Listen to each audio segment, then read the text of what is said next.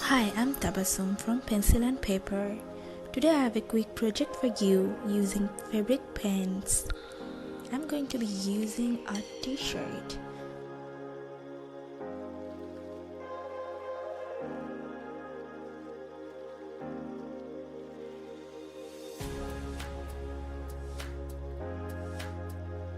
All I need to do is using these colors directly onto the t-shirt.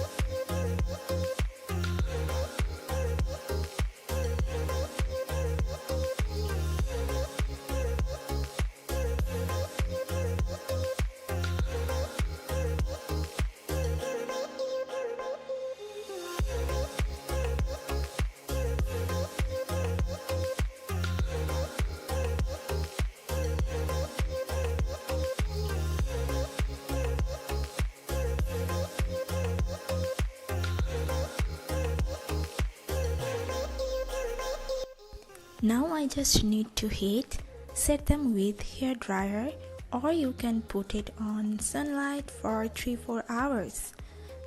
So it's really simple.